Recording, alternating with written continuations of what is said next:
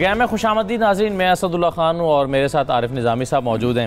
निज़ामी साहब, आगाज़ में करना चाहूँगा वफाकी काबीना के इजलास से, जिसमें वैसे तो खैर कुछ ब्रीफिंग्स हुई, कुछ चीज़ें आपस में डिस्कस की गई, कुछ बताया गया, एतमाद में लिया गया, लेकिन जो चीज़ें जिनके फ़ैसले हुए हैं उनमें से एक तो यह है कि सऊदी अरब को इजाज़त दी गई है ऑयल रिफाइनरी लगाने की गवादर में।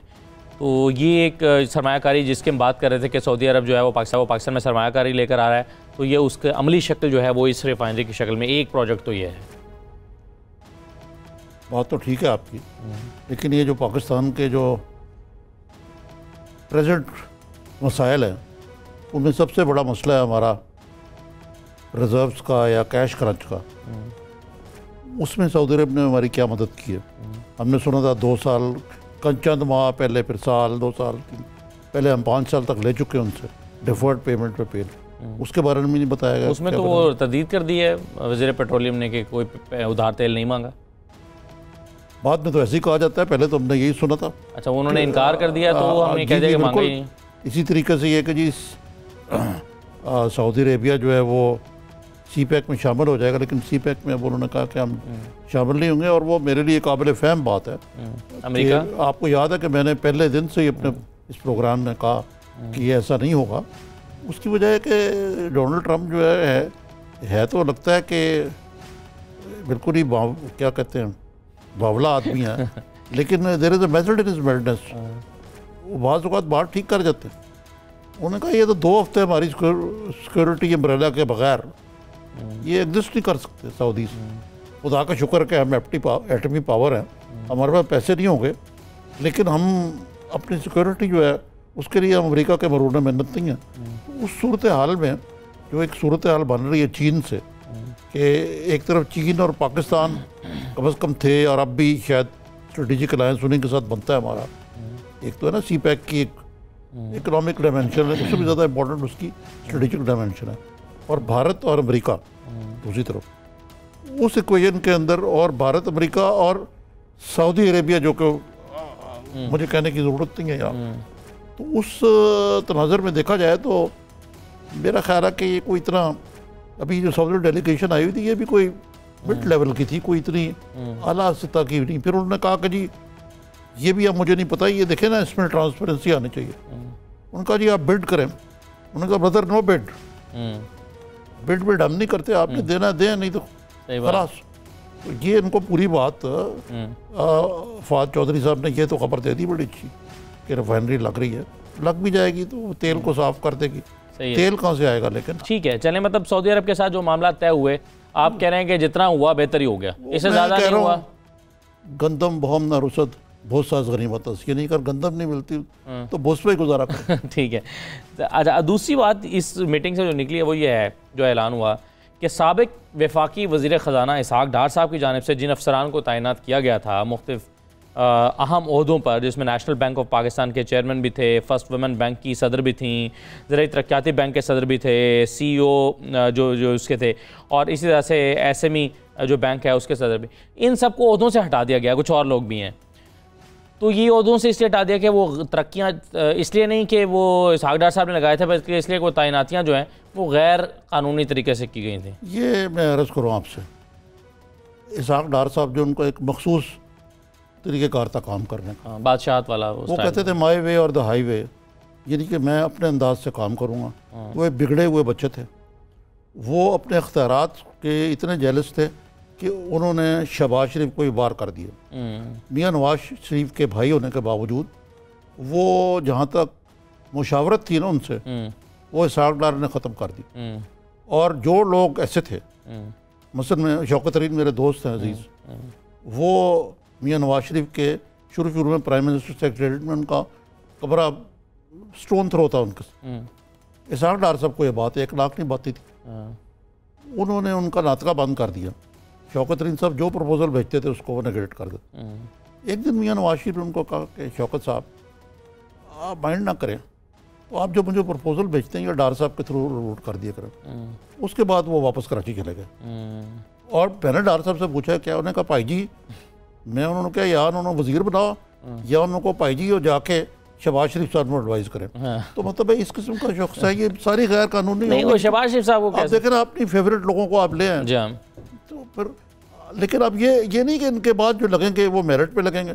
आई होप सो कि ऐसे ही हो, मेरिट पे लगे, एक्सपेरेंसी के जरिए लगे, क्योंकि जो मौजूदा हुकूमत है इसका रिकॉर्ड भी इतना अच्छा नहीं है अभी तक। जो मुशीर और वो मोमिनीन खुसूसी बुखारी और उन चौधरी और किस का मैं नईल मुसर्रत, नहीं, लेकिन चलें, ये तो सियासी अहदों पर सियासी पोस्टें हैं, लेकिन जो इदारों के ऊपर जो है वो आप बात सही कर रहे हैं, मैं समझ रहा हूँ आपकी बात। जो अदालत का खिलवाड़ा होता है वो ना हो तो बेहतर है, ये तो ठीक है ये। लेकिन देखें ना, ये लोग भी जो हैं सरकारी सतह पे आते हैं, फ़ायदा उठाते हैं। वो ये लोग ऊपर बैठे हुए इनके, जो लोग इनके ऊपर बैठते हैं, ये जो मुख्तलिफ अदारों के सरबराह हैं, उनका भी तो कोई कच्चा छट्ठा जो है वो पता होना चाहिए ना हमें क्या।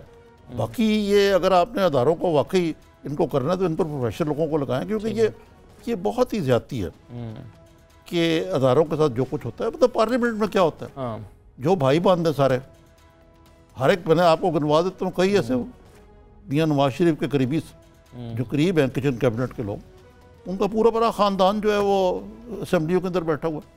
बहन के टिकट है, बीवी का टिकट है, बेटे का टिकट है, तो मजाक बन गया हुआ यार। ठीक है, तो ये वैसे अगले मौजू पर मैं जाने वाला था, लेकिन मुझे ऐसे ही मैं आपसे पूछना चाह रहा था कि ये इनका मामला क्या था, इसहाक डार साहब का शहबाज शरीफ साहब से क्या पंगा था? मतलब ये तो एलर्जी देखिए ना, जब वो ब्रदर निस्बती बन गए नवाज शरीफ के, क्या समधी बन गए, तो उन्होंने आउट कर दिया शहबाज शरीफ। अच्छा, मैं इसलिए कि मेरा होता क्योंकि शहबाज शरीफ में हैसियत बड़ी हो गई। मुझे बताता हूँ, शहबाज शरीफ का डेवलपमेंट और इकोनॉमिक इश्यूज़ पे एक अपना मुनफरद पॉइंट ऑफ व्यू है। और डार साहब बर्दाश्त नहीं करते थे किसी किस्म की इख्तलाफ रहा है, इसलिए उन्हें पाकिस्तान की एक सादी सूरत हाल जो है वो बेड़ा गर्क करके गए। अच्छा, वो मैं आपको एक और अगर तस्वीर आप चलवा दें तो मैं आपसे कुछ और अदारे के हवाले से बात कर लेता हूँ। ठीक है, चले मैं आपको ये तस्वीर है, फुल स्क्रीन दिखा दें ज़रा अगर मुमकिन, ज़रा करीब से दिखाए ना, ताकि इस पर, हाँ ये है, देखिए इसमें ये जो लाइट ब्लू के साथ साहब छोड़ पे बैठे हैं, इनका नाम है आरिफ नकवी। ये वो साहब हैं जो जिनको कराची इलेक्ट्रिक कहते हैं, उसको के इलेक्ट्रिक जो है वो दी गई और वो शंघाई इलेक्ट्रिक को बेची गई। वो आज तक सौदा नहीं हो सका क्योंकि जो शरायत थी वो पूरी नहीं कर सके हम। और शंघाई इलेक्ट्रिक जो है उसने कहा भाई हमें नहीं चाहिए, और ये इट्स द लिम्बो। लेकिन इससे बड़ी बात है कि आरिफ नकवी साहब अबराज लिमिटेड के पाकिस्तानी वहाँ के एंटरप्रेन्योर हैं। बाज़ लोग कहते हैं कि इनसे वो सलूक किया जा रहा है जो BCCI से हसन आब्दी से किया गया था। लेकिन हकीकत यह है कि बहुत बड़ी जो बिल गेट्स फाउंडेशन उनसे पैसे वैसे लिए इन्होंने और वो लगा दिए इन्होंने, जो पैसे क्या थे फिलंथ्रेपी के लिए या क्या, वो लगा दिए अपने बिजनेस में। तो इनका इंटरनेशनल लेवल पे ये इनका ऑडिट हुआ तो उसमें बहुत सारी गड़बड़ निकली और जो UAE की हुकूमत ने इनका नातका बंद कर दिया। अब UAE में क्या कर रहे हैं? UAE में ये is a wanted man, fugitive. ठीक है, वो यहाँ क्या कर रहे हैं? अब ये इसलिए कर रहे हैं कि वो खान साहब के बड़े करीब हो गए थे इलेक्शन और के दौरान, यहाँ भी वो फिलंथ्रॉपी का काम करते रहे, उन्होंने काफ़ी यहाँ पे कंट्रीब्यूशन भी किया। लेकिन मेरे ख्याल से ऐसे मौके पे थे ऐसे मुतनाज़ आदमी को यहाँ लाने से और इस तरह बैठा के उसको सामने बात करने से गलत फहमियाँ ही पैदा होंगी कि ये मतलब अगर एक तरफ इसहाक डार साहब जैसे लोगों को हम कह रहे हैं कि एक्स्ट्राडिट करें, तो कैसा आदमी जो अपने जहाँ उसकी बिजनेस है वहाँ नहीं जा सकता, वो यहाँ क्या कर रहा है? ठीक है, अच्छा अब ये एक और चीज़ मुझे बताइए ज़रा, थोड़ा सा पंजाब का रुख करते हैं। पंजाब में थोड़ा सा नहीं, हम बैठे हुए पंजाब में नहीं, स्टोरी है क्या ना मेरे पास आज पंजाब की, इसलिए उस्मान बुज़दार साहब के ख़िलाफ़ करारदाद आ गई है पंजाब असम्बली में कि जी ये अब बेचारे सादा शरीफ आदमी, अब हर बंदा उन पर चढ़ाई किए चले जा रहा है। अब एक साहब जो है अब उनके खिलाफ वो आ गई है कि जी शादी कमीन नहीं रही, उन्होंने झूठ बोला है यार। वो मैं DPO मामले में सज़ा भी उतनी होनी चाहिए जितना आदमी का क्राइम हो। ठीक है, वो बुज़दार साहब ने गुजर साहब जो उनको बिठा के, जो बेस्ट फ्रेंड है फर्स्ट फैमिली के, ठीक है, थोड़ा सा एक प्राइवेट सिटीजन को बिठा के किया, गलत है, अब मैं मानता हूँ ये। लेकिन इसका ये मतलब नहीं है कि नाअहल करार दे दिया जाए, कि नाअहल करार दे दी जाए, काल कोठड़ी भेज दे जाए सारी ज़िंदगी के लिए उनको। मतलब है कि ये तो डिसप्रोपोर्शनेट सी बात है। और मैंने आपसे अर्ज़ किया था पहले भी, ये बुज़दार साहब जो है ये अंडर एस्टिमेट कर रहे हैं उनको, इतने भी वो नालायक और बिल्कुल डफर आदमी नहीं जिस तरह को उनको। मैंने तो देखा वो ठीक ठाक गुफ्तगू करते हैं और अपने आप को कंडक्ट करते हैं। ठीक है। अच्छा, एक और चीज़ है, फिर मैं ब्रेक पर जाता हूँ। मौलाना फजलुर रहमान साहब को दोबारा बड़ा अहम रोल मिल गया, नवाज उसको PMLN को और पीपल्स पार्टी को एक प्लेटफॉर्म पर आने का कन्वीनर मुकर्रर हो गए हैं। तो पहले तो वो जब उनको जिम्मेदारी मिल गई थी तो वो खुद दुल्हा बन गए थे कि जी मैं हूँ उम्मीदवार। तो अब जो है वो आपके ख्याल में मौलाना फजलुर रहमान को कितनी अहम जिम्मेदारी दी गई है और वो करेंगे क्या? देखिए, वो अब भी दूल्हा ही हैं, हर वो तो ऐसे ही लुच चलते हैं। हकीकत तो यह है कि वो हार गए हैं अपने इलेक्शंस में, जो सीट्स हैं। एक डिफीटेड पॉलिटिशियन है, वो क्या करेंगे फारग वक्त में। जहाँ तक PPP और PTI का तल्लक है, PMLN का तल्लक है, देखें जिस दिन जरदारी साहब अपने बरखुरदार को लेकर मियां नवाज शरीफ के पास आया अफसोस करने के लिए, वो बर्फ़ पिघल गई थी। आपने देखा होगा रवैये बदल गए उसके बाद। मौलाना फजलुर रहमान का क्या कमाल है इसमें। हो सकता है उन्होंने कहा जरदारी साहब को कि आप जाएँ बिहाइंड द सीन्स हो, क्योंकि उनको दोनों का कॉन्फिडेंस हासिल है। तो मैं ये कहने की कोशिश कर रहा हूँ आपको कि मियाँ बीवी राजी तो क्या करेगा फजलुर रहमान। अच्छा, ठीक है, मतलब ऑलरेडी राजी हो गए हैं। और राजी हो गए हैं, उन्होंने फैसला कर लिया इलेक्शन एडजस्टमेंट का। उनकी ज़रूरत बन गई, ख्याल रखेंगे दोबारा ना लड़ पड़े, उनकी ज़रूरत बन गई है ऑपोजिशन में। और ऑफ ऑल द पीपल्स, कल शहबाज शरीफ साहब ने कहा, अगर क्लिप होती दिखाते कि उन्होंने असेंबली में अपनी तकरीर जब इख्तिताम की, तो अगर मैं एक बात कहना चाहता हूँ आपसे, आप हमें लड़ाने की कोशिश कर रहे हैं पीपल्स पार्टी से, ऐसा नहीं होगा। ये मैं नहीं कहता कि नहीं होगा, हो सकता है कल, लेकिन फॉर द टाइम बीइंग बेहतर हो गए। ये देखे ना, वो टाइम जबकि उन्होंने शहबाज शरीफ के कैंडिडेट को सपोर्ट नहीं किया था फॉर प्राइम मिनिस्टर, और वोट नहीं दिया था। और आज का टाइम जब वो इकट्ठे खड़े हुए हैं, वो जो अगरचे आज फ़खर इमाम साहब का नाम दिया गया उसके लिए, पब्लिक अकाउंट कमेटी की सरबराह के लिए, जो अपोजिशन रिजेक्ट कर दिए, अब एक पेज पे हैं। बिलावल साहब उनका केस चल रहे हैं कि लीडर ऑफ द ऑपोजिशन को होना चाहिए, नहीं तो वो कह सकते थे जी बनाए उनको। तो मकसद है कि मौलाना का ठीक है कोई फैसिलिटेटर का रोल होगा, लेकिन ये मारूजी हालात ऐसे बदलें जिसके अंदर मौलाना अपना फ़ोटो अपॉर्चुनिटी करो ले रहे हैं। चलें एक मुख्तसर ब्रेक ले लें, ज़रा प्रोग्राम में ब्रेक वापस आते हैं तो देखते हैं कि नैब जो है वो नवाज शरीफ साहब, मरियम और कैप्टन सफदर की ज़मानत की मनसूखी के लिए जो है उन्होंने तैयारियां शुरू कर दी हैं और वो अदालत में जाने का इरादा रखते हैं। तो इसके इम्कानात कितने हैं, इस पर हम कानूनी राय भी लेंगे। एक मुख्तसर ब्रेक ले लेते हैं, ब्रेक के बाद वापस आते हैं।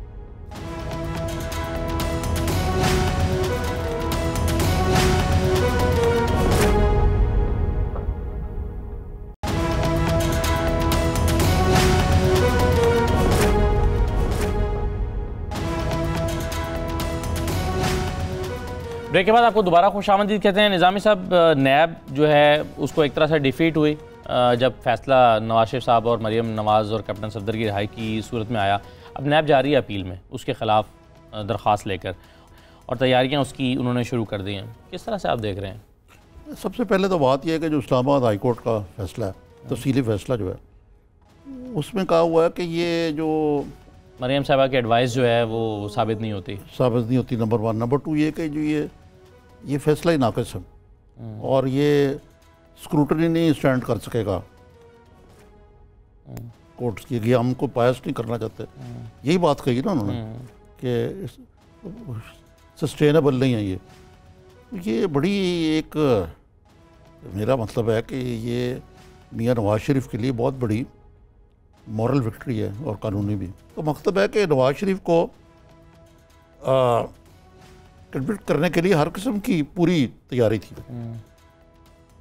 लेकिन इसके बावजूद मैं समझता हूँ कि बड़ी नालायकी है प्रोसिक्यूशन की, JIT की भी, प्रोसिक्यूशन की भी, जिसने भी ये केस तैयार किया भी उसकी भी, तो कि वो कुछ शामिल नहीं कर। लेकिन इसका मतलब नहीं है कि मियां नवाज शरीफ साहब जो हैं ये गॉन स्कॉट फ्री, इसमें तो निकल गए हैं, लेकिन उनके 2 केसेस तो और चल रहे हैं अभी, उसमें देखें क्या बनता है आगे जाके। चाहिए वैसे तो भी, खैर इसका भी फैसला होना बाकी है अभी तो। हाँ, ये लेकिन कोई जरा मेन पिटीशन जो है वो तो अभी सुनी जानी है, इसमें से भी बरी नहीं हुए, लेकिन जिस अंदाज से ये फैसला इस्लामाबाद हाई कोर्ट का है, इसको अगर बिल्कुल ही टर्न साइड हो गया तो और बात है। ठीक है, और ये भी लंबा मामला चलेगा, कोई मॉनिटरिंग जज तो नहीं बैठा होगा। सही है। चलें, जस्टिस रिटायर्ड शाइक उस्मानी साहब हमारे साथ मौजूद है, कानूनी राय उनसे भी मालूम करते हैं। बहुत शुक्रिया शाइक उस्मानी साहब, आपको खुश आमदीद। सबसे पहले तो सर ये कहिएगा कि नैब आपके ख्याल में जिस तरह का फैसला इस्लामाबाद हाई कोर्ट का आया था, आमतौर पर हम देखते हैं कि जो अपीलें होती हैं वो अक्सर केसेस में बरकरार रहती हैं। अब इसमें नैब अगर दोबारा जाता है मनसूखी के लिए दरख्वास्त लेकर कि वो जो आपने ज़मानत दी है उसको मनसूख कर दिया जाए, तो कितने चांसेस हैं नैब के पास कामयाबी के? बहुत कम। क्योंकि नॉर्मली जब कोई जजमेंट सस्पेंड होती है नैब कोर्ट की, तो बेल तो आमतौर से मिल जाती है ऑटोमेटिक जी, लेकिन अगर उसके खिलाफ कोई जाए तो आमतौर से सुप्रीम कोर्ट को नजरअंदाज कर देती है। जिस तरह से आपको मालूम होगा कि इन लोगों ने पहले भी एक अपील फाइल की थी और इस पर बल्कि उनको डांट भी पड़ गई थी सुप्रीम कोर्ट से। तो मेरे ख्याल में वो जाएंगे, लेकिन वो जाएंगे तो इस वजह से चूंकि उनको नैब की तरफ से ऑर्डर मिलेगा, लेकिन वह सूरत वो कामयाब नहीं। ये सिर्फ अपील जब की हियरिंग होगी तो उसके बाद ही कोई फैसला। अच्छा शाइक साहब, ये बताइए कि ये जो इस्लामाबाद हाई कोर्ट का तफसीली फैसला है, इसमें उन्होंने कोई जजमेंट कोई नाक़िस करार दिया है और ये जाहिर किया कि इसकी जो ग्राउंड्स हैं वो ठीक नहीं थी, ये मरियम को भी ऑब्जॉल्व कर दिया। ये किस तरह आप इसको इंटरप्रेट करते हैं एज ए ज्यूरिस्ट? हम तो एक अपना लेमैन का ही व्यू दे सकते हैं। देखिए, जो जजमेंट मैंने पढ़ी है वो बसूरत आपको ये याद रखना चाहिए कि ये टेंटेटिव जजमेंट है। उन्होंने खास तौर से जिक्र किया है कि ये टेंटेटिव जजमेंट है और इसका कोई असर अपील की हियरिंग पे नहीं होगा, ये उन्होंने मेंशन कर दिया।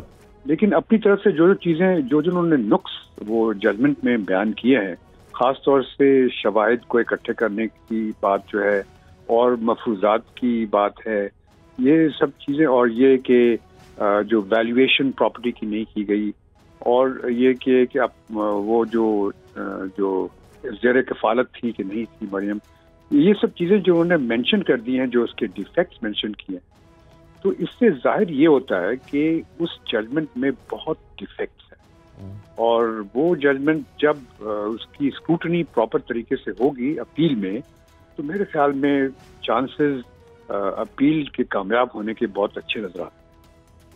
अच्छा जैसा जो पहला ये जो जजमेंट सस्पेंड की गई है, ये सिर्फ इस बुनियाद पर होता है कि जबकि दरख्वास्त गुजार ये कहता है कि जब तक आप मेन पिटीशन को नहीं सुनते तब तक आप इसको सस्पेंड कर दें, क्या ये एक दलील काफ़ी होती है या उस केस के का जो सब्सटेंस है उसकी बुनियाद पर भी ये फैसला होता है? ये फैसला करते हुए इसको भी मद्देनजर रखा जाता है कि वो जो फैसला था वो क्या आया हुआ था, वो कमज़ोर था, सही था, यानी उसका सब्सटेंस भी देखा जाता है तो ये फैसला दिया जाता है? देखिए, आमतौर से होता ये है कि जब कोई अपील आती है कोर्ट के पास, अपैलेट कोर्ट के पास, तो अपैलेट कोर्ट ये हर एक ये दरख्वास्त देता है उसमें कि ये जो सस्पेंड कर दें, सस्पेंड कर दें, हर एक ये दरख्वास्त देता है। तो जो कोर्ट होती है वो ये देखती है इस चीज़ को कि ये जजमेंट में क्या कोई ख़ास तौर से कोई ऐसे डिफेक्ट हैं कि जिसकी बिना पर बाद में अपील कामयाब हो सकती है। और अगर ऐसे डिफेक्ट उनको नज़र आते हैं तो वो ये समझते हैं कि आदमी की जो आज़ादी या लिबर्टी जो है वो ज़्यादा इम्पोर्टेंट है, बजाय इसके कि उसको जेल में रखा जाए। अगर इसमें डिफेक्ट्स हैं और इम्कानात इसके हैं कि शायद बाद में ये अपहोल्ड ना हो ये जजमेंट, तो उसको बेहतर यही समझती है कोर्ट के इनको सस्पेंड कर दिया जाए जजमेंट को। लेकिन उससे ये नहीं कि वो अपील का फैसला कर देती है। अपील का फैसला बसूरत नहीं हुआ और उसमें यकीनन ये दोबारा ये अपनी आर्ग्यूमेंट्स लेके आ सकते हैं, लेकिन जो सामने नजर आ रहा है जो डिफेक्ट, वो ऐसे ग्रीवियस डिफेक्ट्स हैं कि मेरे ख्याल में उनको बहुत मुश्किल होगी नैब को अपने जजमेंट को बरकरार रखना। तो ये उस्मानी साहब, ये सब कुछ नाअहली की बना पे है या कोई दानिस्ता ऐसा किया गया है? एक दूसरे ये कि मियां नवाज शरीफ के जो लीगल ट्रबल्स हैं वो तो अभी देर नॉट ओवर, अभी तो 2 और केसेस जो हैं उनके चल रहे हैं इसी हवाले से। तो ये क्या होगा? अब वो जेल में आते जाते रहेंगे, अपीलें चलेंगी, ये लंबा प्रोसेस चलेगा? देखिए, अपील की हियरिंग कब होगी ये तो मैं नहीं कह सकता। आमतौर से काफ़ी टाइम लग जाता है अपील की हियरिंग में, कम से कम साल तो लग ही जाएगा इससे पहले कि वो अपील की हियरिंग हो। और भी दूसरे उनके केसेस हैं जो इस दौरान में अगर उसमें फैसला आ जाता है तो दोबारा वो जेल में जा सकते हैं उन फैसलों की वजह से। ये तो होगा, उनका आना जाना तो चलता रहेगा, लेकिन बसूरत ये उनके लिए डेफिनेटली एक रे ऑफ होप है। जो चीज़ें उन्होंने बयान की हैं इसके अंदर, वैल्यूएशन की और दूसरी बयान की हैं, और यही चीज़ें अगर जो उनके दूसरे रेफरेंसेज हैं अगर उसमें कामयाब हो जाती हैं ये चीज़ें, तो यकीनन उनके लिए बहुत फ़ायदा है। नवाज शरीफ को एक किस्म का, मैंने आपसे कहा, रे ऑफ होप यकीनन उनके सामने है। क्या इस चीज़ का इम्कान है उस्मानी साहब के इन दो जो बाकी की जो रेफरेंस है कौन कौन सी यार, एक इल बैटल और दूसरी जो फ्लैगशिप जो है उसके अंदर किसी के अंदर इनको बरी कर दिया जाए, या इसका इम्कान तकरीबन ना होने के बराबर है? जी, अगर ये शवायद जो जिस तरह से ये लेके आए हैं, चूँकि ये मैं यकीनन ये कह सकता हूँ, जो जजमेंट पढ़ के मुझे ताज्जुब ये हुआ कि नैब को इतनी सपोर्ट थी और इतनी उनके पास इंफॉर्मेशन थी, सब कुछ था और इतने मौके थे उनके पास और हर तरफ से उसकी बातचीत हो रही थी, उसके बावजूद मेरे ख्याल में नैब ने जो शवाहिद इकट्ठे करने का जो काम है, जो कि बहुत ज़रूरी काम होता है क्रिमिनल ट्रायल्स में, वो अपना काम सही नहीं किया और ये इसमें कमी रह गई। तो ये यकीनन नैब का फॉल्ट है। ठीक है, बहुत शुक्रिया जस्टिस शाहिद उस्मानी साहब हमसे बात के लिए, बहुत शुक्रिया।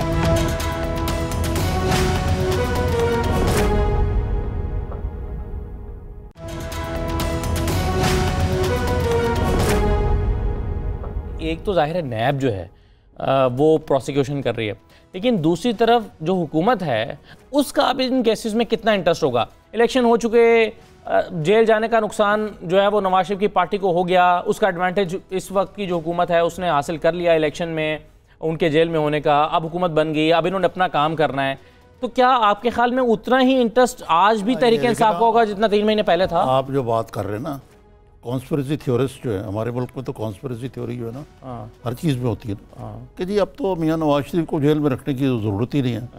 जिस तरह के वो इसका जो उल्ट है वो भी तो सही हुआ ना, अगर ये सॉरी सही है कि जी इसका मतलब है कि नवाज शरीफ को दानिस्ता जेल में तुलना गया था ताकि उनको और उनकी बेटी को, ताकि वो जो उनकी हार्ड लाइन है और वो जो कैंपेन कर सकते हैं, क्योंकि उनकी चूरन तो मियां नवाज शरीफ का बिकता है। मैंने निज़ामी साहब बड़ा मुख्तलिफ अंदाज में सवाल किया, मैंने पूछा कि दिलचस्पी होगी अभी भी इमरान खान की? कोई जी, उनको आप उन्होंने कहा ठीक है यार काफ़ी हो गई है, इनकी वाइफ का भी इंतकाल हो गया, गमगीन है बड़े, आराम से इनको घर में बैठे, ऐसी खामखा है, वो औरत है, खातून है, चटनी से रोटी खा रहा बंदा, क्या कहता है वो देखा जाए। लेकिन ऑन अ सीरियस नोट मेरा ख्याल है कि ये ऐसी बात नहीं है। ये जो शाहिद उस्मानी साहब ने कहा है, मैं समझता हूँ कि पाकिस्तान की एक ट्रेजेडी ये भी है कि हर शाख पे उल्लू बैठा है, अंजाम में गुलिस्तां क्या होगा, आवे का आवा बिगड़ा हुआ है। अच्छा, एक तो अभी थोड़ी देर पहले हम बात कर रहे थे कि इसहाक डार साहब जो हैं उनके तैनात किए गए लोगों को हटाने का फैसला किया गया।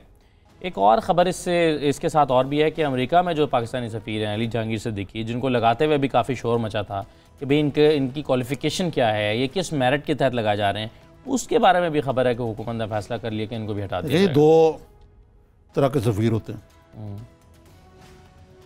एक तो करियर डिप्लोमेट्स होते हैं, एक होते हैं जो सियासी बुनियादों पर लगाए जाते हैं, एक होते हैं जो कॉन्ट्रैक्ट पे होते हैं, उनको भी पॉलिटिकल अपॉइंटी ही गिना जाता है टेक्निकली, चाहे वो रिटायर्ड जर्नैल हों, ब्यूरोक्रेट्स हों, या अली जहांगीर सिद्दीकी जैसे तिफल मकतब हो कि जी वो ऐसे हैं जनाब, जाएंगे वहाँ, उनकी क्लिंटन वो ट्रम्प के दामाद से बड़ी दोस्ती है और ये और वो है। अभी जो तीनों कैटेगरीज हैं, अखलाकी तौर पे, असूली तौर पे, इन सब को अपने इस्तीफ़े जो हैं वो इस्लामाबाद को दे देने चाहिए या दे चुके होंगे। ये तो इस हुकूमत की नालायकी है कि उन्होंने अभी तक एप्पल कार्ड अपसेट ही नहीं की। इन सबको घर भेजना चाहिए। अच्छा, मतलब ये हुकूमत सही फैसला कर रही है, ये देखे ना। और आपका ये भी कहना है कि मेरा ख्याल है कि मेरी राय इस बारे में ये भी है कि इसमें फॉरेन ऑफिस की डिमोरलाइजेशन होती, मतलब जिस तरह हम अपने प्रोफेशन में तो हम उसका हाईएस्ट किया ना कि कोई हम सबरा बने, किसी इसका ये बने, जो बेचारा बैठा हुआ जान गला रहा है अपनी फॉरेन ऑफिस में, और जाके एक जनाब 25 साल नौजवान या 28 या 30 साल जो नौजवान जो है जाके जो प्राइम पोस्टिंग अमेरिका ना, जी हाँ, उधर बैठ जाता है। तो फॉरेन ऑफिस में फिर डीमोरलाइजेशन होती है। परमानेंट रिप्रेजेंटेटिव जो हैं हमारे, वो पॉलिटिकल अपॉइंटी होते हैं। आप और ले लें, अगर ब्रिटेन में आप अपना मिसरा आप भेज देते हैं अपने खिदमतगार जो हैं, यहाँ तो जूतियों में दाल बटती रही है सियासी हुकूमतों के अदवार में। तो मेरा ख्याल है कि इनको देर आया दुरुस्त आया, तो अगर ये इनको ना सिर्फ ये, इनको बाकी भी बुलाने चाहिए वापस। सही है। अच्छा, मतलब आपके कहने का मतलब ये है, एक तो ये कि हुकूमत को करना चाहिए, आप कह रहे हैं कि जिस तरह से नजम सेठी साहब ने अपना इस्तीफ़ा खुद पेश कर दिया कि जनाब आप नई हुकूमत आ गई, आप अपना पीसीबी चेयरमैन खुद लगाएं, ऐसे इनको भी करना चाहिए था कि जनाब मैं इस्तीफ़ा दे रहा हूँ, आप खुद लगाएं। ये रिकॉर्ड दुरुस्त कर लें आप कि नजम सेठी ने फ़ौरन ने दिया इस्तीफ़ा जब उनको ये गालबन कन्वे किया गया कि योर पार्टी इज़ ओवर। ठीक है। तो उन्होंने कहा कि जी मैं अपना इस्तीफ़ा पेश करता हूँ। ये नहीं उन्होंने कहा कि आई हेयर बाय रिज़ाइन। किसी का दिल करता है यार अच्छी नौकरी छोड़ने के लिए। ये तो आप हमेशा याद रखें। सही है। चलें, बहरहाल मैंने मुस्कुराते हुए सवाल किया था ये वाला, तो मैंने कहा आप ज़रा मज़ीद दुरुस्ती कर दें रिकॉर्ड की। मैं आपका ट्रैप पे नहीं आऊँ। अच्छा चलें, ये तो हो गया। अब मुझे ये बताइए कि कुछ और चीज़ें भी हैं, मिसाल के तौर पे हनीफ अब्बासी साहब का मामला लटका हुआ है, अब लाहौर शिफ्ट कर दिया है, ज़रा करीब आ गए हैं रावंड के। वो अच्छा किया कि अटक की जेल जो है बड़ी सख्त है। ये अटक की जेल का मैं आपको फिर वाक़या सुनाऊँ कि इसाक डार साहब को भी अटक जेल में डाल दिया गया। इससे आपको ये भी पता लगेगा क्यों वो पाकिस्तान वापस नहीं आते। जब वो अटक जेल में डाला गया तो वो ऐसे जेल है जहाँ पे आवाज़ गूंजती है। अच्छा। तो उनकी आओ फगा जो है, यानी वो ऊंची ऊंची रोते थे, ऊंचा ऊंचा रोते थे वो, और सारे अटक जेल में उसकी बाज़ रात को सुनी जाती थी। क्योंकि मुझे इसलिए पता है कि और दोस्त भी थे वहाँ हमारे, ख्वाजा आसिफ थे वहाँ, ठीक है, और लोग थे, और वो इतने ज़्यादा दिल बर्दाश्ता थे और अपसेट थे कि वो बयान हल्फी लिख के तो लाहौर में अपने house arrest, soft house arrest था, मैं उनको मिलता भी रहा हूँ। तो ये अटक से यहाँ आना उनके लिए एक बहुत बड़ा रियायत है हनीफ अब्बासी साहब के लिए, लेकिन इस्लामाबाद नहीं भेजा उनको वापस। सही है। चले यहाँ से मियाँ साहब खाना भिजवा दिया करेंगे। सही। चलें एक मुख्तसर ब्रेक ले लेते हैं, ज़रा ब्रेक के वापस आते हैं तो कुछ और चीज़ें आपके सामने रखते हैं, हमारे साथ रहिए।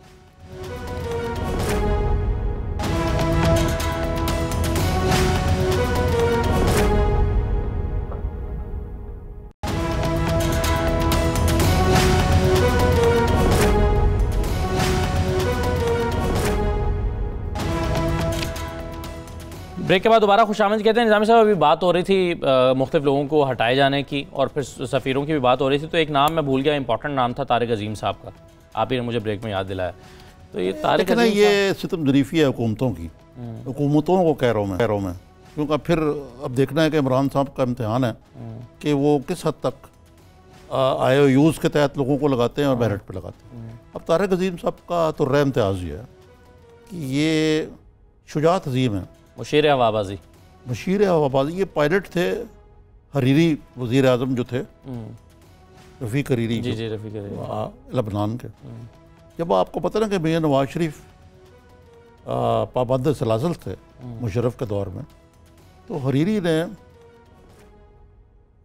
के ज़रिए ये इन्वॉल्व किया कतर की हुकूमत को।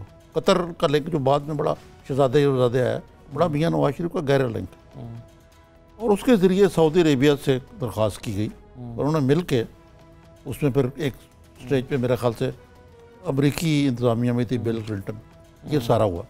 अब इसका मतलब है कि हरीरी के मियां नवाज शरीफ और उनके जो पायलट थे शुजात अजीम, वो हरीरी को ऑन बोर्ड लाने में उनका एक कलीदी किरदार था। उसके बाद जनाब वो रिटायर हो गए, यहाँ आ गए। अब वो उनके पास पाकिस्तान की शरीयत नहीं थी, उनके पास डुअल पासपोर्ट होगा, उसकी वजह से उनको जाना पड़ा। वो मशीर हवाबाजी थे, एक किस्म के PIA को उन्होंने चलाया, जो PIA का बेड़ा गर्क हुआ है उसमें उनका भी बड़ा हाथ है। अब उनके भाई तारिक अजीम साहब जो हैं, ये खासुल खास थे पिछली हुकूमत में, मुशर्रफ साहब के दस्ते राज थे।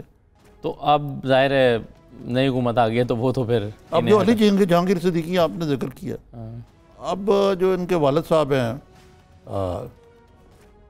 सिद्दीकी साहब जो हैं, जिनकी कौन सी JS जहांगीर सिद्दीकी साहब जो उनके बरखुरदार हैं। अब जहांगीर सिद्दीकी साहब जो हैं उनके एयर ब्लू में वो हिस्सेदार हैं। एयर ब्लू जो है वो किसकी एयरलाइन है? शायद खाकान नवासी साहब। आई रेस्ट माय केस। ठीक है। अच्छा, अब मुझे एक और चीज़ बताइए कि ये जो सेनेट में एक बहरान पैदा करदा फवाद चौधरी साहब का है या मुशाहिदुल्लाह खान साहब का है, फवाद चौधरी साहब का है इनफैक्ट, इसका क्या हल निकलेगा? ये कैसे चलेंगे मामला? पार्लियामेंट के बाहर भी फवाद चौधरी साहब हमारे बड़े अच्छे दोस्त जारी हैं। अजीब, आज तो वो कल मुझे टीवी पे भी जब से हुआ आवाज़ बाख्ता लगते हैं बिल्कुल, या और वक्त हैं बहुत, या उनके नातवां तो नहीं खासे मजबूत फरबा किस्म के कंधे हैं, उसमें बहुत ज़्यादा बोझ डाल दिया खान साहब ने। थोड़ा सा हल्का करें उसको। नहीं, लेकिन आप ये कह रहे हैं वो शायद थकावट या इस बौखलाहट का शिकार होकर कर रहे हैं। मुझे लगता है वो पर्पजली कर रहे हैं। नहीं, ओवर वक्त हैं वो। बात का इंसान जो है ना, जब वो काम कर रहा होता है ना, ख़ास तौर पे जब इक़्तिदार में हो तो अब एक ट्रेडमिल पे चढ़े हुए हैं, चलते जा रहे हैं, वक्त आपको सोचने का मौका नहीं मिलता। भाई आप सोचें कि 1 मिनट के लिए बैठ के 10-15 मिनट के लिए बैठे आराम से, शायद की बजाय को थोड़ी चाय पिए बेशक, और ये सोचें कि यार हम अपोजिशन में या हम हुकूमत। मैं हुकूमत का तर्जमान हूँ, मैं उस इमरान खान का तर्जमान हूँ जो कंटेनर पे चढ़ा हुआ है। लेकिन एक इसका दूसरा नुक्ता नज़र भी हो सकता है निज़ामी साहब, वो ये है कि जब अपोजिशन आपको एहसन इकबाल साहब के ज़रिए से, साद रफ़ीक साहब के ज़रिए से और इन लोगों के ज़रिए से चढ़ाई करके रखेगी, तो आपको काउंटर करने के लिए फवाद चौधरी की ज़रूरत नहीं है। I don't agree with you. अच्छा, उसकी वजह यह है कि अपोजिशन का काम यही है, डिसरप्शन जो है ईवान के अंदर हुकूमत को, उसको यानी कारोबार हुकूमत चलते रहना चाहिए, चाहे आप गोलाबारी। देखिए ना, अब आपका अपना नॉमिनेटेड चेयरमैन सेनेट है, अगर आपको वो बाहर निकाल दे और आप उससे माफ़ी मांगने को तैयार ना हो, उससे मिलने को तैयार ना हो, this is a very serious crisis in my view. सही है। तो और देखें एक और चीज़, अब इंफॉर्मेशन मिनिस्टर उसका सिर्फ ये काम नहीं है कि वो टेलीविज़न पे आके 10-10 प्रोग्राम करे, उसका काम ये भी है कि इंफॉर्मेशन मिनिस्ट्री एक बहुत बड़ा मोनोलिथ है। मैं तो रहा हूँ ना उसका केयर टेकर। अब देखें ना, मसलन इस वक्त न्यूज़पेपर इंडस्ट्री जो है वो बुरान का शिकार है। इन्होंने आके इश्तिहार बंद कर दिए हैं, फेडरल गवर्नमेंट के भी बंद है, पंजाब गवर्नमेंट के भी बंद है, और ये कहते हैं कि हम छोड़ेंगे नहीं, जाने ना पाए, सब चोर हैं, हम ये करेंगे फैसला। कभी कहते हैं हम सोशल मीडिया पर। आपको पता है एक बहुत बड़ा क्राइसिस यहाँ होने वाला है। कल PFUJ ने बड़ी उस पर करारदाद पास की है, चीफ जस्टिस ने नोटिस दिए, और बड़े बड़े अखबारी ग्रुप जिसमें नवाब अख्तर जियो जैसे ग्रुप भी हैं, शुक्र है कि मेरा छोटा सा अखबार नहीं है उसमें, वो तनख्वाहें नहीं दे पाएंगे। मैं भी कल को ये कहूँगा, डाउन साइजिंग हो रही है, अखबारी मुलाजमिन को बेरोज़गार किया जा रहा है, 6-6 महीने, साल 2-2 साल की तनख्वाहें नहीं दी जा रही। इस तरफ तवज्जो दें जनाब वज़ीर इत्तलात साहब। और इस तरह लट लेके आप सिर्फ इसलिए कि आप समझते हैं कि जो प्रिंट मीडिया है, उसमें प्रिंट मीडिया में हम सिर्फ, मेरी तो दरख्वास्त यही होगी कि मेरिट पे करें ये काम। जो ये मौजूदा हुकूमत है, मेरिट नया पाकिस्तानी होना चाहिए कि मेरिट पे मिले। ये नहीं throw the baby with the bathwater का हम इश्तिहार ही बंद कर देते। भाई आप इश्तिहार दें, जिन अखबारों की सर्कुलेशन है या जिन लोगों का क्राइटेरिया बनता हुआ है, जो पिछली हुकूमत के दौर में जिनको नवाजा गया, उनको हमारी तरफ से बेशक आप जो मर्जी करें, लेकिन बाकियों को तो ना मतून करें। जिनको नहीं नवाजा गया उनका तो ख्याल रखें। उनको भी आप साथ ही मरवा देंगे उनके। तो मेरा मकसद है कि इनके लिए बहुत है काम करने को, ये दूसरी तरफ निकल गए हम। लेकिन नहीं, मेरा अब एक बात पर तो आप इत्तफाक करते हैं ना कि फवाद चौधरी साहब गलत कर रहे हैं, ये आपका ख्याल है कि लेकिन कर वो हिकमत अमली के तहत रहे हैं, ऐसा नहीं है कि वो बस उनसे हो गया। आप कह रहे हैं कि there is a method in the madness. हाँ, लेकिन देखें ना, जहाँ तक उनकी बात का तल्लुक था PIA के बारे में, वो ठीक है। वो देखें PIA को अभी हम जिक्र कर रहे थे शायद, PIA एक ऐसा अदारा बन गया, एक ज़माने में रेलवे होता था, भर्तियाँ, प्रिविलेजेस, लोगों की अयाशियाँ, मुफ्त टिकट बांटे जा रहे हैं। PIA के डायरेक्टर्स सियासी बुनियादों पर डायरेक्टर बनाए जा रहे हैं, सारा कुछ हो रहा है। अब ये मुशाहिदुल्लाह खान साहब के बारे में उन्होंने एक भी बात गलत नहीं की, उन्होंने थोड़ी बात की है, इससे भी ज़्यादा मैंने कल भी ये कहा था। लेकिन माफ़ी ईवान के अंदर और ईवान के बाहर थोड़ा फ़र्क होता है। उनका क्या है, वो तो वहाँ PID में एक पूरा मंडली सजी हुई है, जाके जिस वक्त वर्जिश है सारे दिन फवाद चौधरी साहब वहाँ बोलते लेकिन वो रहे। ये करें कि ईवान में माफ़ी मांग लें और जो कहना है बिल्कुल। भड़ास निकालनी है वो बाहर मीडिया में आकर निकालें। मतलब ख्वाजा आसिफ ने तो यही करते ना करते रहे जब वो सीखें ख्वाजा आसिफ से। हाँ। ठीक है, चलें आखिर में मुझे निज़ामी साहब ये बता दें कि अभी जो ज़मीनी इंतखाबात होने जा रहे हैं इसमें अब अपोजिशन तो मिल बैठी, पीपल्स पार्टी और PMLN मिल के इलेक्शन लड़ेंगे। पंजाब में तो इससे कोई ख़ास फ़र्क पड़ेगा नहीं क्योंकि पीपल्स पार्टी का शायद उतना वहाँ यहाँ पर असर रसूख है नहीं, और उनका सिंध में कितना, और इनका सिंध में नहीं है। और फिर इन दोनों का जो कन्वीनर है उनकी पार्टी का तो बिल्कुल ही पंजाब में नहीं है। नहीं, इसका ये मतलब नहीं जो आप समझे, इसका सिंबॉलिक बड़ी मीनिंग है, आप समझे ना इस बात की। और ये भी इस हुकूमत की नाकामी है मेरे नज़दीक, कि वो मुट्ठी में नहीं कर सकी पीपल्स पार्टी को। मुट्ठी में नहीं करने का सवाल था, तल्लुक़-ए-तकार था। या तो ना आप बहुत ही पवित्र हों, एक बड़े बासूल किस्म के सियासतदान हो, बासूल अंदाज से, जब आपने हर किस्म के लोटे अपने साथ गले में डाल लिए माजरत के साथ, तो पीपल्स पार्टी तो उनसे बहुत बेहतर है।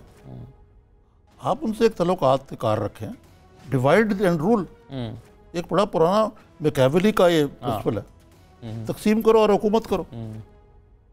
ये तो कोई अच्छी हिकमत अमली मेरे ख्याल से नहीं। और देखें, मैं ये कहता रहूँ आपको, ये इस प्रोग्राम में भी वार्न करता रहूँ कि आप देखिएगा कि थैंक्स टू देम इनके फासले कम होते जाएंगे। और जैसे मैंने पहले भी अर्ज़ किया प्रोग्राम में कि ये काफ़ी बर्फ़ पिघल चुकी है इनकी, but I don't read too much in it, क्योंकि बिल आखिर जब भी इलेक्शन होंगे ये एक दूसरे की ज़िद थे। लेकिन ये बड़ी अजीब बात है कि स्ट्रीट एडजस्टमेंट, अगर मोहतरमा बेनज़ीर भुट्टो के दौर में जो 90s की सियासत में अगर कोई बंदा आज आए और वो कहे ये क्या हो रहा है, खुद मोहतरमा बेनज़ीर भुट्टो हैरान रह गया। अब तो बिल्कुल मौसम गंगा पै रही है ना। तो ये पॉलिटिक्स जो है, लेकिन मदर ऑफ ऑल नेसेसिटी। एक चीज़ जो मैं इमरान खान के हवाले से या उनकी हिकमत अमली के हवाले से पूछना, हम सब मिलकर उन पर बहुत तनकीद करते हैं, ठीक है, इमरान खान, मैं तो उनका बड़ा तनकीद नहीं करता। हाँ नहीं, इस हवाले से कि उन्होंने, आपने जैसे कि कहा कि उन्होंने सारे लोटे गले में लटका लिए हैं। इमरान खान के पास दो चॉइसेस नहीं, एक तो ये है कि वो ये ना करते, अपनी पार्टी पर रहते और शायद अगले 10-12-15 साल तक वो तमन्ना बनाते। आप मेरी बात गलत समझे, मैंने ये नहीं कहा कि क्यों लटका लिया, मैं तो एक फैक्ट बता रहा हूँ ना, आप जिसको ना आप डिनाई कर सकते जी, तो वो मजबूरी बन गए हैं उनकी, फॉर दैट मैटर। देखिए ये एडजस्ट करना पड़ेगा। एक मिनट, मियां नवाज शरीफ जो हैं उन्होंने थोड़े लोटे अपने गले में लटकाए थे, मारवी मेमन ये जिसका नाम लिया मैंने, और आप बड़ी लंबी लिस्ट है जी, ठीक है ना। ये जो सियासतदान है अपना उल्लू सीधा करने के लिए, अब देखिए ना, ये खुसरो बख्तियार साहब जो है मुंह पे जिप लग गई है साउथ ऑफ पंजाब के बारे में, इलाके सूबे के बारे में। कौन सा सूबा था? जनूबी पंजाब। जनूब कहाँ गया वो सूबा? कोई बात भी करता है उसकी? आज हमने पूछना था फवाद चौधरी साहब से, पिछली हुकूमत में भी ऐसे ही होता था। ये सब मफाद परस्त लोग हैं। वो मैं ये कह रहा हूँ कि जब कोई उस तरह की असूल माने नहीं है तो क्या मतलब है कि आप अपना सियासत तो तकाजा यही है। मैं आपसे बिल्कुल, ये उनकी नेसेसिटी थी इमरान खान साहब, जो उन्होंने अपना फलसफा बयान कर चुके हैं। हाँ। कि जी वो अगर मैं आइडियल लोगों को साथ लेकर चलता तो वो इलेक्शन भी ना जीत पाता, इलेक्शन भी ना जीता, और जो थोड़ा बहुत आप कंट्रीब्यूट कर पाऊंगा वो बिल्कुल ना कर पाता। ये एक लिहाज से उनकी नाकाम भी रही है। मैं आपको एक पता अमली जो बड़े शौक से उन्होंने 4 दिन इलेक्टेबल रखे थे, उनमें से अक्सर हार गए, सो कॉल्ड इलेक्टेबल भी हार गए। लेकिन सर वो और जितने जीते हैं, देखें सुन लेना बात, पार्लियामेंट का जो रिजल्ट आया इलेक्शन का, उसके बाद अगर जहांगीर तरीन साहब खैबर से लेकर कराची तक सरगर्दां ना दौड़ते और जनाब कुछ और little help from the friends ना होती, तो आया है हुकूमत बन पाती। मैं यही तो कह रहा हूँ ना कि इन इलेक्टेबल्स के रखने के बावजूद इतनी भाग दौड़ करनी पड़ी है। अगर वो ना करते तो फिर तो शायद ये भाग दौड़ करने के बाद भी ना बन पाती। इसलिए कि इलेक्टेबल्स का भी जो है ना मामला, ये कुछ थोड़ा लिमिटेड हुआ है। मेरे पास तो फहरिस्त नहीं है, बहुत सारे इलेक्टेबल हार भी। ठीक है, सही है। चलें, वक्त ख़त्म हो गया। निज़ामी साहब बहुत शुक्रिया प्रोग्राम में शिरकत करने के लिए। नाज़रीन, आज का प्रोग्राम था। अपना फीडबैक दीजिएगा, मुझे इजाज़त दीजिए। अल्लाह हाफ़िज़।